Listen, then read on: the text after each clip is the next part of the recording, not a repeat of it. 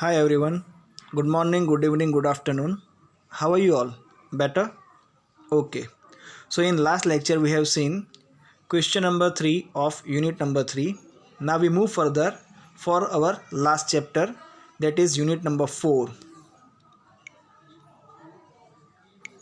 BCom semester 1, chapter number 4 and its question number 1. So unit number 4 is production function and law of variable proportion. એનો મતલબ એમ થાય છે કે ઉત્પાદનનું વિધેય અને બિન પ્રમાણસર ઉત્પાદનના નિયમ વિશે ચર્ચા કરો. Okay, so first of all question number 1 is given that what do you mean by production, ઉત્પાદન એટલે શું, એન્ડ પ્રોડક્શન ફંક્શન, ઉત્પાદન વિધેય એટલે શું. Discuss about short run and long run production function, એટલે કે ટૂંકા ગાળાનું અને લાંબા ગાળાના ઉત્પાદન વિધેય વિશે વિસ્તૃતમાં સમજૂતી આપો. ઓકે, સો આ આપણને ક્વેશ્ચન નંબર 1 આપેલો છે. So first of all, in introduction portion, in common words, સામાન્ય શબ્દોમાં the production reflect the creation of new things. પ્રોડક્શનની અંદર આપણને શું જોવા મળે છે? ઉત્પાદન જોવા મળે છે. ઉત્પાદન એટલે કે નવી વસ્તુનું સર્જન. But in economics it refers to the activity of exchange. પરંતુ અર્થશાસ્ત્રની અંદર તે એક્ટિવિટી ઓફ એક્સચેન્જ ગણવામાં આવે છે, which ultimately increases the utility. જેના કારણે શું થાય છે? જે તે વસ્તુના વપરાશમાં સુધારો વધારો થાય છે. Okay, for example, van a Potter make a article from clay he creates new thing. જ્યારે કોઈ માટલા બનાવનાર વ્યક્તિ હોય તે માટીમાંથી શું બનાવે છે? જુદા જુદા જાત જાતના આર્ટિકલ્સ બનાવે છે, જાત જાતની મૂર્તિઓ બનાવે છે, માટલા બનાવે છે. તો એ શું કરે છે? જે તે વસ્તુનો ઉપયોગ કરીને તેની અંદર શું કરે છે? નવી નવી દૃષ્ટિકોણનું સર્જન કરે છે, which is defined as a production activity. જેને આપણે શું કહી શકીએ છીએ? ઉત્પાદનની પ્રવૃત્તિ કહી શકીએ છીએ. જેમ કે પહેલાં તે માટી હતી, પરંતુ માટીનો ઉપયોગ ડાયરેક્ટ આપણે કોઈ પણ વ્યક્તિ કરતું નથી, પરંતુ જ્યારે માટીમાંથી આપણને કોઈ મૂર્તિ બનાવીને આપવામાં આવે તો એ જ માટીની વેલ્યુ શું થઈ જાય છે? વધી જાય છે. એટલે કે યુટિલિટીમાં વધારો થયેલો આપણને જોવા મળે છે. થસ માટે any change in the form, location or time of the product which increase the utility is defined as a production. એટલે કે કોઈ પણ જાતનું ચેન્જીસ હોય, પછી તેના ફોર્મમાં ચેન્જીસ આવે છે, એના લોકેશનમાં ચેન્જીસ આવે, કે પછી તેના સમયમાં ચેન્જીસ આવે, જેના કારણે યુટિલિટીમાં વધારો થતો હોય તો તેને આપણે શું કહી શકીએ છીએ? પ્રોડક્શન કહી શકીએ છીએ, ઉત્પાદન કહી શકીએ છીએ. એટલે કે ફોર એક્ઝામ્પલ, અહીંયા આપણને પોટરનું એક્ઝામ્પલ આપેલું છે. તો પોટર સૌથી પહેલાં જે માટી હોય છે એ નીચે જમીન ઉપર પડેલી હોય છે ત્યારે એની વેલ્યુ ઓછી હોય છે, પરંતુ એ જ માટીની જ્યારે મૂર્તિ બનાવવામાં આવે છે અને ઘરમાં પરચેસ કરીને લાવવામાં આવે ત્યારે એની કિંમતમાં વધારો થયેલો આપણને જોવા મળે છે. એટલે વસ્તુ માટી જ છે, પરંતુ એની જગ્યા બદલાઈ જાય છે, એનું લોકેશન ચેન્જ થઈ જાય છે. પહેલાં એનો સમય જુદો હતો, હવે એનો સમય જુદો છે. પહેલાં એનું ફોર્મ સામાન્ય માટી જેવું હતું, પરંતુ હવે એનું ફોર્મ શું બની ગયું છે? મૂર્તિનું બની ગયું છે. જેના કારણે આપણે કહી શકીએ છીએ કે એના ફોર્મમાં પણ ચેન્જ આવેલો છે, લોકેશનમાં પણ ચેન્જ આવેલો છે, અને સાથે સાથે સમયમાં પણ ચેન્જીસ આવેલો છે. જેના કારણે આપણે શું કહી શકીએ છીએ? તેને ઉત્પાદન કહી શકીએ છીએ. Okay,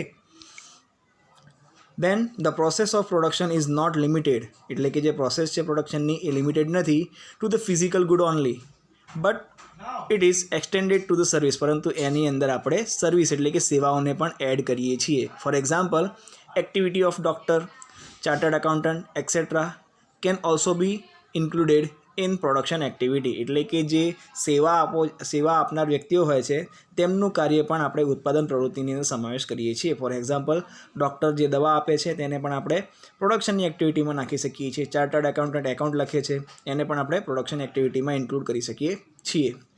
production is not only related to the physical goods only. એટલે કે પ્રોડક્શનમાં ફક્ત ફિઝિકલ ગુડ્સનો સમાવેશ થતો નથી. Production leads to the rise in the welfare. પ્રોડક્શનના કારણે શું થાય છે? વેલફેરમાં વધારો થાય છે. પછી થર્ડ પોઈન્ટમાં કીધું છે આપણને output is expansion of activity. Output શું છે? એક્સપાન્શન એક્ટિવિટીની છે. The activity which increases the utility. એવા પ્રકારની એક્ટિવિટી જેના કારણે યુટિલિટીમાં વધારો થતો હોય, જે તે કમોડિટીની અંદર અથવા તો સેવાની અંદર, એન્ડ અને ઇફ પોઝિસ સ્કેરસિટી, અને જો તેની અછત હોય તો an exchange value and also value in use. એટલે કે એની એક્સચેન્જ વેલ્યુ અને વેલ્યુ ઇન યુઝ બંને હોય તો then that is called production. ત્યારે આપણે એને શું કહી શકીએ છીએ? પ્રોડક્શન કહી શકીએ છીએ. ઓકે, પછી કીધું છે the addition to utility is possible in 3 ways. એટલે કે જે પણ યુટિલિટી છે એની અંદર વધારો તમે કઈ રીતે કરી શકો છો? 3 રીતે. આપણે આગળ પણ જોઈ લીધું છે કે change in the form, change in the place અને ચેન્જ ઇન ધ ટાઈમ. 3 વસ્તુમાં આપણને ચેન્જીસ જોવા મળે છે. તો સૌથી પહેલાં આપણને આપેલું છે changes in the form. When size, shape or colour of the product changes it is known as a production. જે તે વસ્તુના સાઇઝમાં ચેન્જ આવે, એના શેપમાં ચેન્જ આવે કે પછી એના ઉપર કલરમાં ચેન્જ આવે છે તો એને આપણે પ્રોડક્શન કહી શકીએ છીએ. For example, steel shapes is changes and turn in to the machinery et cetera. એટલે કે સ્ટીલના કોઈ સાધનનો ઉપયોગ કરીને આપણે એને મશીનરીમાં જ્યારે ઇન્ક્લુડ કરીએ છીએ, ઇનબિલ્ડ કરીએ છીએ તો એ શું બની જાય છે? પ્રોડક્શન બની જાય છે. એવી જ રીતે નંબર બી આપેલું છે આપણને ચેન્જીસ ઇન ધ પ્લેસ, એટલે કે સ્થાનમાં બદલાવ. When the goods are transfer from one place to another it's adds utility. એટલે કોઈ એક વસ્તુ છે જે એક જગ્યાએ પડી છે પરંતુ એનું સ્થાન બદલીને કોઈ બીજી જગ્યાએ મૂકવામાં આવે તો એના કારણે શું થાય છે? યુટિલિટીમાં વધારો થાય છે.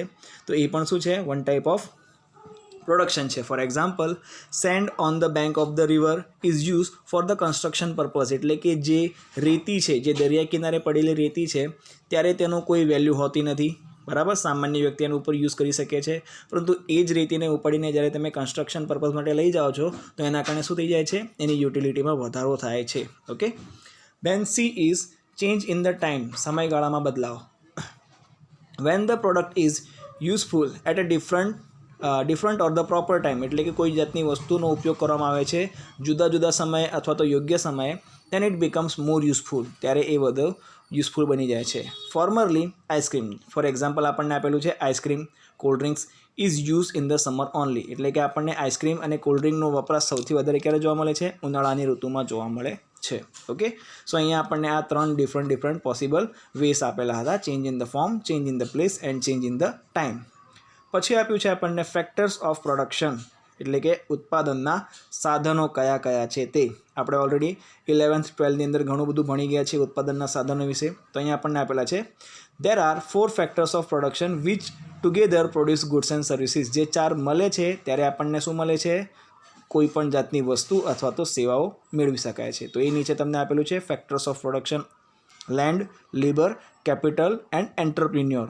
એટલે કે જમીન, મૂડી, શ્રમ અને નિયોજન. આ 4 ભેગા થાય છે ત્યારે આપણને ઉત્પાદન મળી શકે છે. ઓકે. આમાંથી કોઈ પણ એક વસ્તુ જો મિસિંગ હોય તો તમને ઉત્પાદન મેળવી શકાતું નથી. Okay.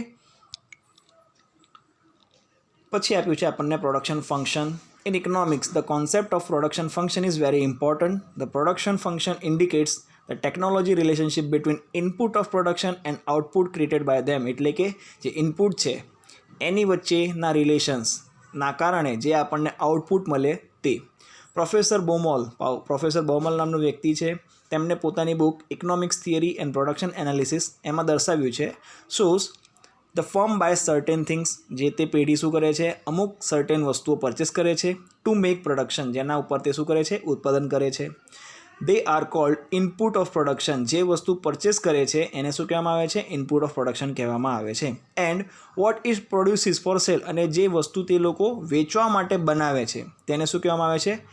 Is production or output. તેને આપણે ઉત્પાદન અથવા તો આઉટપુટ કહી શકીએ છીએ. ઓકે. પછી આપ્યો છે આપણને meaning of production function. Generally, production function indicates the relationship between physical input and physical output. આપણને સંબંધ દર્શાવે છે ફિઝિકલ ઇનપુટ અને ફિઝિકલ આઉટપુટ વચ્ચેનો. ઇન અધર વર્ડ્સ, બીજા શબ્દોમાં કહીએ તો technological relationship between input of production and production can be obtain from the production function. એટલે કે ટેકનોલોજીકલ જે રિલેશનશિપ છે કોના વચ્ચે?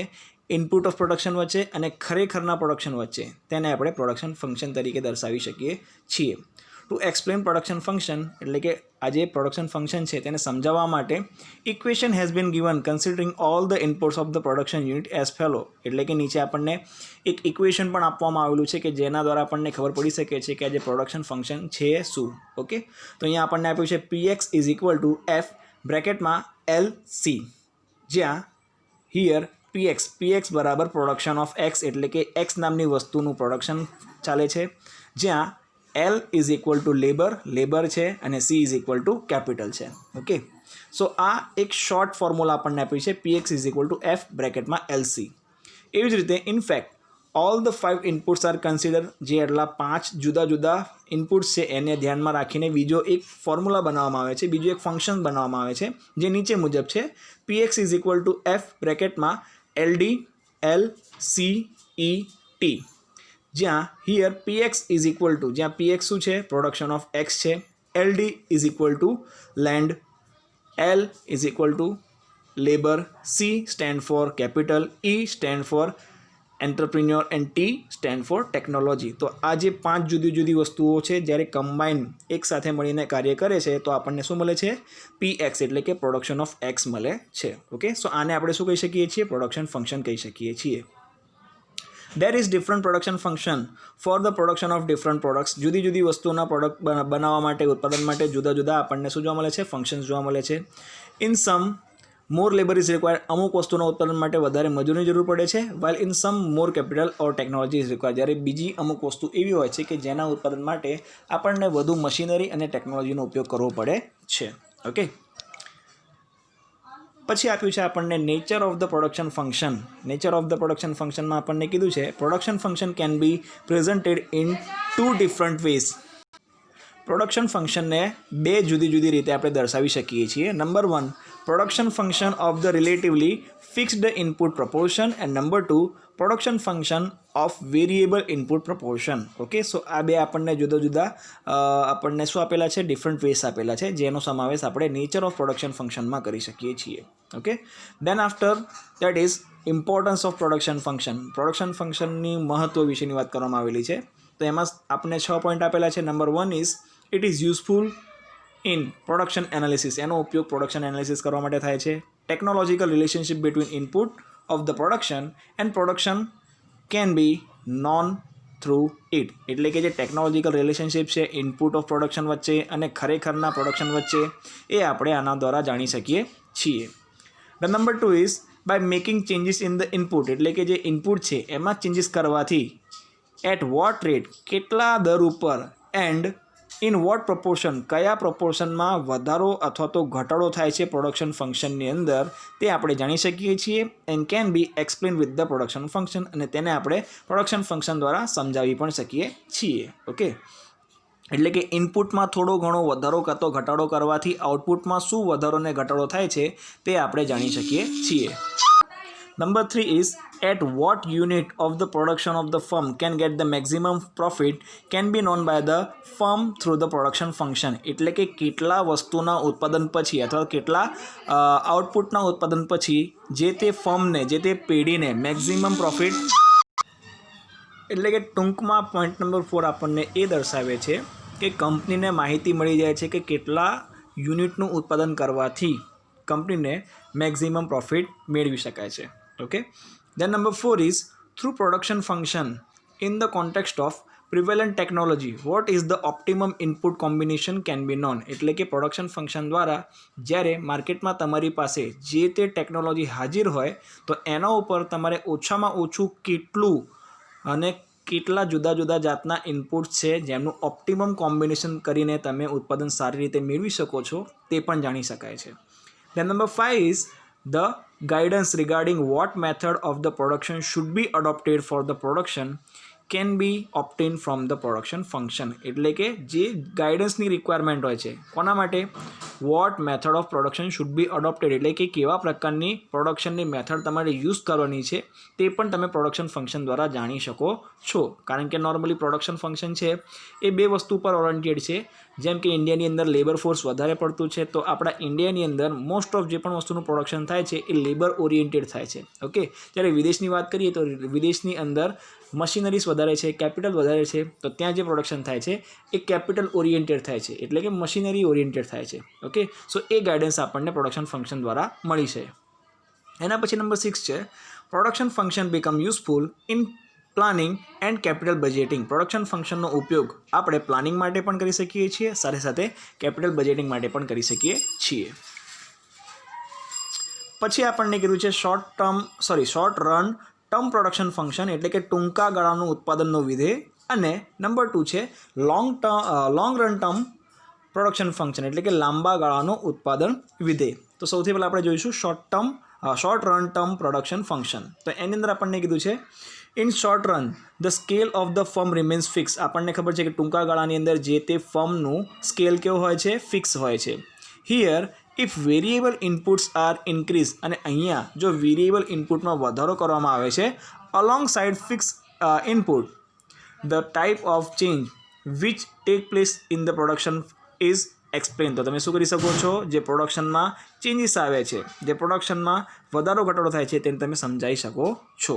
Generally in the initial phase, સામાન્ય રીતે અમુક સમયગાળા દરમિયાન, ટીલ ઓપ્ટિમમ ઇનપુટ કોમ્બિનેશન, જ્યાં સુધી આપણને ઓપ્ટિમમ ઇનપુટ કોમ્બિનેશન મળતું નથી, the law of increasing return remains operative. ત્યારે આપણને શું જોવા મળે છે, લો ઓફ ઇન્ક્રીઝિંગ રિટર્ન આપણને ઓપરેટ થતું જોવા મળે છે. એટલે કે જે તે કંપની જ્યાં સુધી એમને નફો મળતો નથી ત્યાં સુધી આ વસ્તુને ચાલુ રાખવાનું કાર્ય કરશે.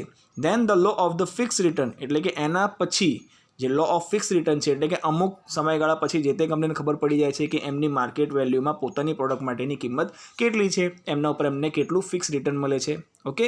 And after optimal input combination if the quantity of variable input is increase, એટલે કે એમની ક્વોન્ટિટી ઓફ વેરિયેબલમાં આપણે વધારો કરીએ છીએ ત્યારે the law of diminishing return will come in to the force. ત્યારે આપણને ઘટતો જતો સીમાંત દૃષ્ટિકોણ પણ જોવા મળે છે. એટલે કે અમુક સમયગાળા દરમિયાન તમારે શું કરવું પડે છે, પોતાના વસ્તુને માર્કેટમાં ચેક કરવું પડે છે કે ક્યાં સુધી આપણી વસ્તુની માર્કેટમાં વેલ્યુ વધી શકે છે.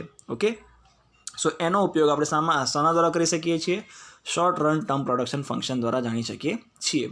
એવી જ રીતે આવે છે long run term production function, એટલે કે લાંબા ગાળાનું ઉત્પાદન વિધેય. In the long run production function the scale of the firm can be change. Simple વસ્તુ છે કે ટૂંકા ગાળાની અંદર જે તે પેઢી પોતાની કેપિટલ વધારી શકતી નથી, પોતાનો એરિયો વધારી શકતી નથી, પરંતુ લોંગ ટર્મની અંદર જે તે કંપની શું કરી શકે છે, પોતાનો સ્કેલ વધારી શકે છે, પોતાનું ઉત્પાદન પણ વધારી શકે છે, પોતાનો જે એરિયો છે એ પણ વધારી શકે છે.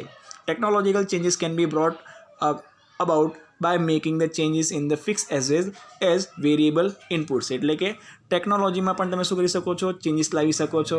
ઓકે. પછી એ ફિક્સ વેરિયેબલ હોય કે પછી different types of variable inputs હોય, તેને આપણે શું કરી શકીએ, ચેન્જીસ કરી શકીએ છીએ. Okay. Thus in the context of advantages and disadvantages of the scale, એટલે કે જે સ્કેલ છે એનો ફાયદો અને ગેરફાયદો એ બધી વસ્તુને ધ્યાનમાં રાખીને the production function the function of long term indicates the relationship between input of production and changes in the production. એટલે કે લોંગ ટર્મની અંદર આપણને ક્લિયરલી જોવા મળે છે કે ઇનપુટ ઓફ પ્રોડક્શનની અંદર થોડા ઘણા ચેન્જીસ કરવાથી આપણને ક્યાં કેટલો ફાયદો થાય છે અને ક્યાં કેટલું નુકસાન થાય છે. Okay. So that's it all about the short run term production and long run term production function. અહીંયા આપણો ક્વેશ્ચન નંબર 1 પૂરો થાય છે. Steel if you have any kind of doubts or any kind of queries, you can comment in the comment box. તમે મને comment બોક્સમાં comment કરીને દર્શાવી પણ શકો છો. ફોર ડાઉટ્સ એન્ડ ક્વેરીઝ હું તમને મારી ઈમેલ આઈડી પણ આપું છું, that is sankalplan@gmail.com, and you can also WhatsApp me. તમે મને વોટ્સએપ ઉપર પણ કનેક્ટ કરી શકો છો on WhatsApp number 8780505433. Okay. So મળીએ in the next lecture with the next question. Till then, read hard, study hard. Bye bye, take care.